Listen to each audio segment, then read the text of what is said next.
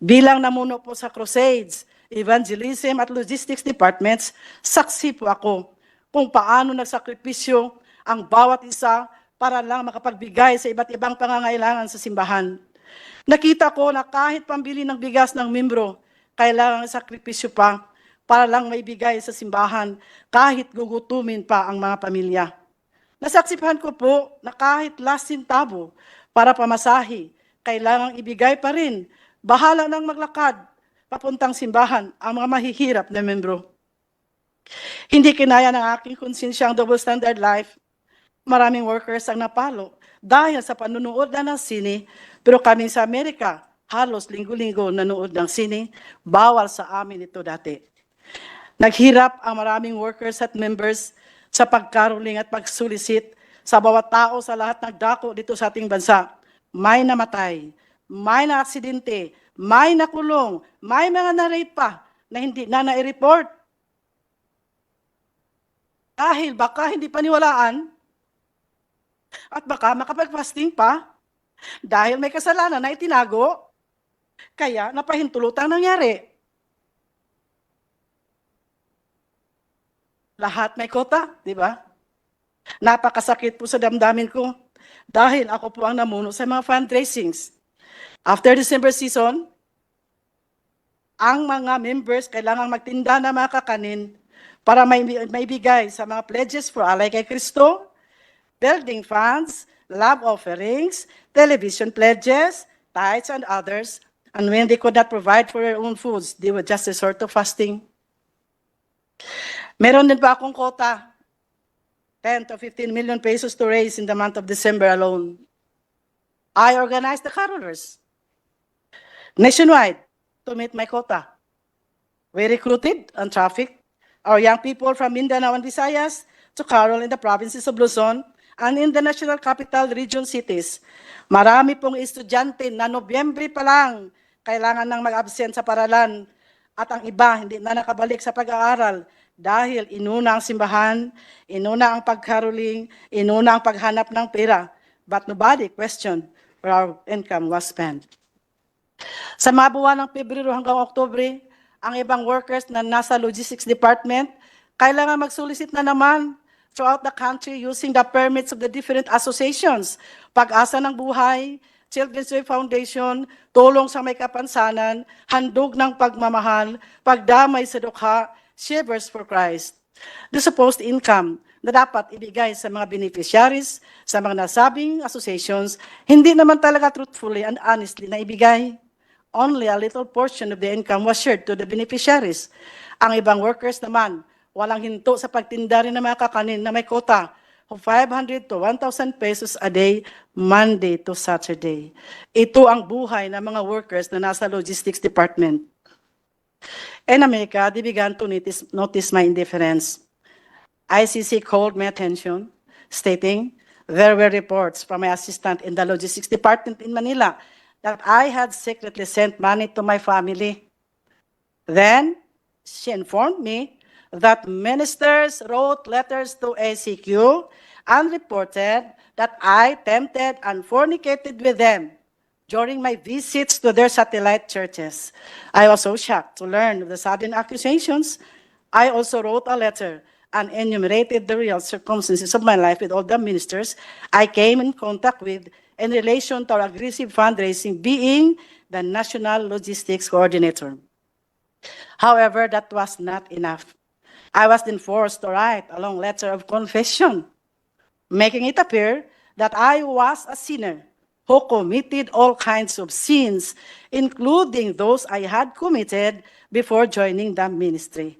I complied, believing that through this written confession, I would be totally forgiven from my old sins and burdens and be completely sanctified.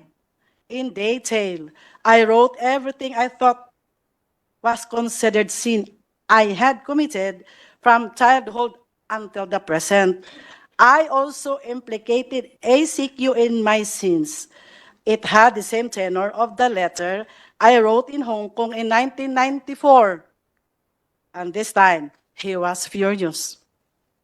Then ICC instructed me to revise my letter I was told not to implicate ACQ and to state that I was the sole sinner and I was filthy.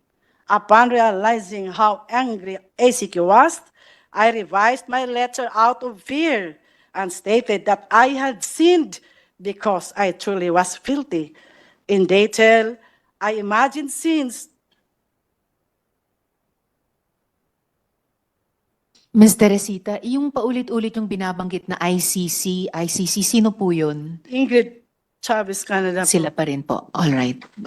Please proceed. In detail, I imagined sins and I made it appear that I had committed them all. That was how stupid I was to obey and exaggerate my story. Just to appease the anger of our leader, Apollo C. Quiboloy, not knowing it would become my death sentence later.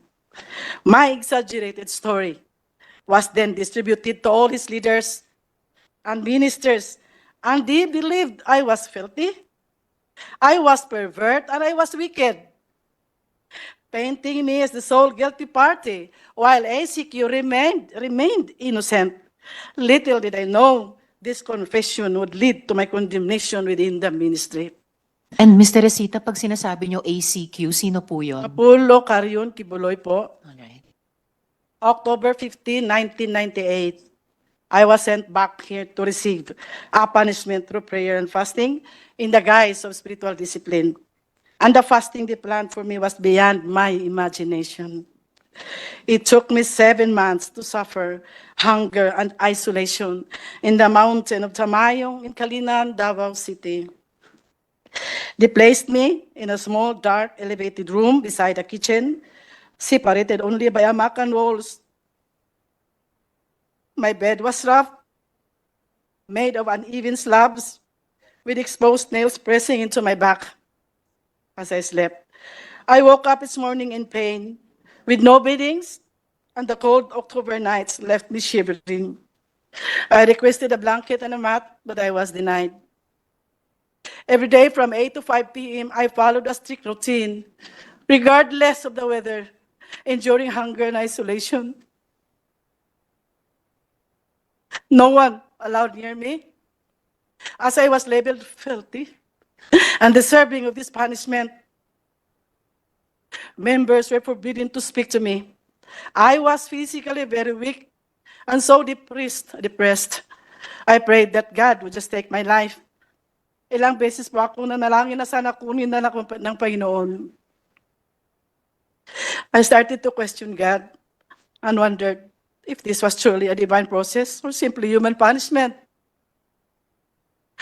I asked myself, is this ACQ's way of retaliating because I rejected the life he imposed on me? It felt like vengeance and disguised as spiritual discipline. My only solace came from reading the Word of God from Genesis to Revelation over and over again. Every day was a struggle of faith. I struggled to believe that the process was still the perfect will of God for me.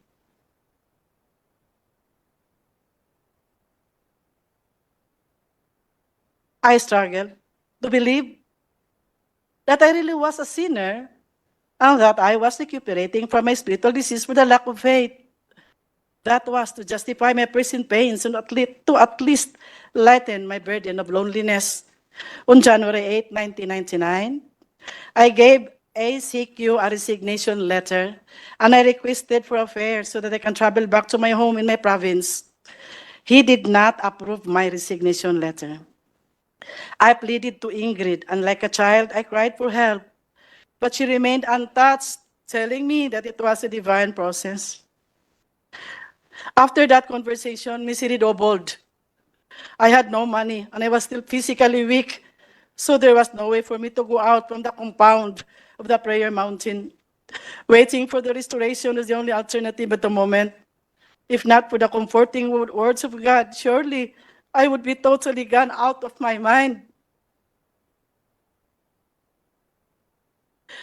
They continually accused me of sins they alone knew, unimagined, that would always lead me into fasting.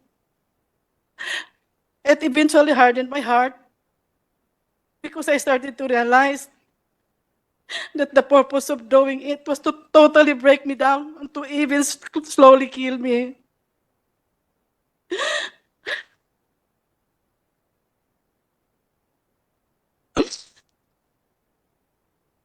I no longer saw the reason to stay.